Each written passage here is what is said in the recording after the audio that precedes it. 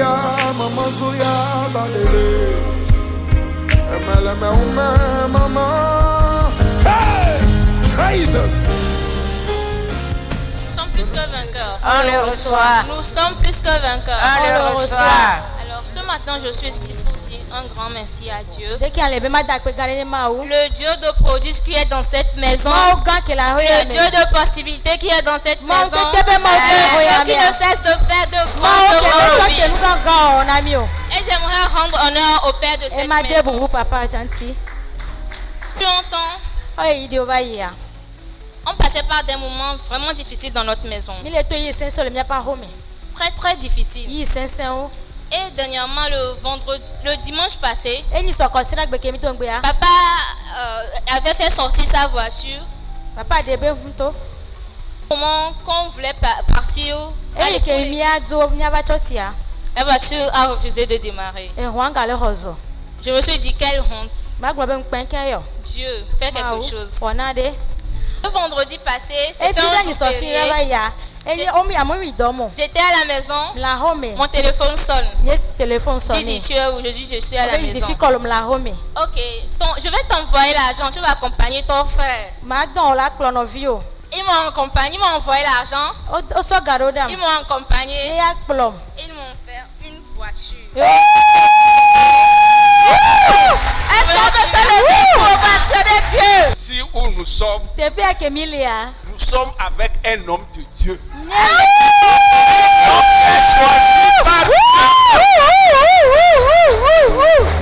Il parle. Ne pensez pas que c'est de la blague, que c'est sorti seulement et que ça ne va pas s'accomplir. Non, ça va s'accomplir. Au nom de Jésus.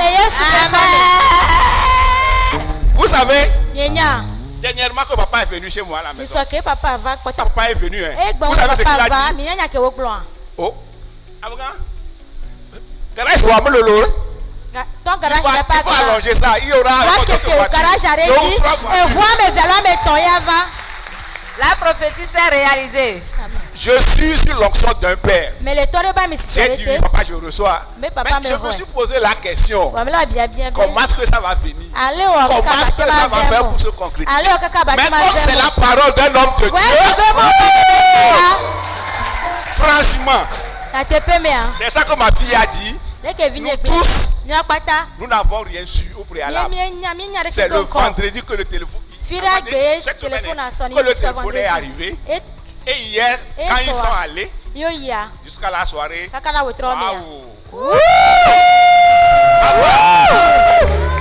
merci à papa.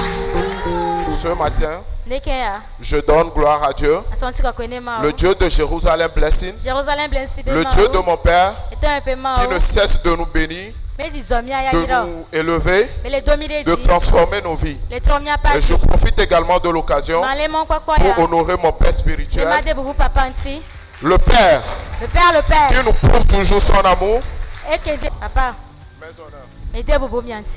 Bien aimé, j'étais venu à CEC, ça fait de cela 7 ans, et j'avais un engin. Et arrivé à un moment donné, ça commençait par avoir des problèmes.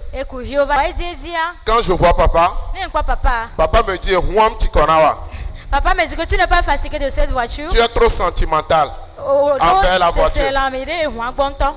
Tu dois changer de véhicule. Mais bon, vraiment j'étais sentimental, donc du coup, je conduisais seulement.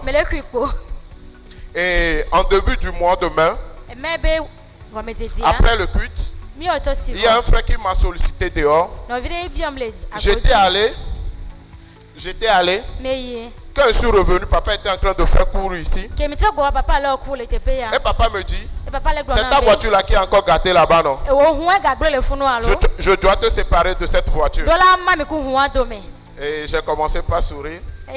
Parce que déjà en début d'année, je l'avais mis dans mon alliance que je voulais vraiment changer de voiture cette année. Mais arrivé à un moment donné, comme tout être humain, je changeais encore de mentalité. Je voulais faire d'autres projets. Et le jour là, quand papa m'a dit, Je dois te séparer de cette voiture. Je croyais que c'était fini. Après le coup, papa m'a encore appelé. En genou, toi là-bas. Papa a prophétisé. Papa dit, j'arrache de tes pieds cette voiture. Tu vas acheter une nouvelle voiture. Une voiture récente. Avec des options avancées. J'ai reçu par la foi. Mais quand j'étais rentré dans la voiture, je dis, oh, je me suis demandé, je vais trouver l'argent où? Parce que selon mes calculs, je voulais juste prendre quelque chose pour le déplacement. Et bien aimé, la prophétie de papa a marché. Et comment j'ai su? Quand papa prophétisait le dimanche, le lundi en même temps, je voulais sortir. Je suis rentré dans la voiture. La voiture a refusé de démarrer. Le mardi, c'était pareil. Et c'était juste des petits problèmes. Jusqu'à ce que j'étais découragé.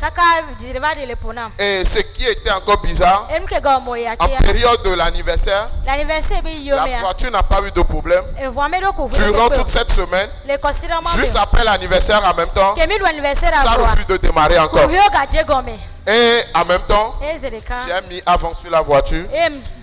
J'ai fixé un prix. Et bien aimé, je vous assure, après 2 semaines, quelqu'un m'a appelé qui veut acheter la voiture. Et j'ai fixé. C'est à ce montant que la personne a pris la voiture. Et dans la même semaine, je n'avais même rien. Mais d'un seul coup, vu que papa a prophétisé, le plan était tracé.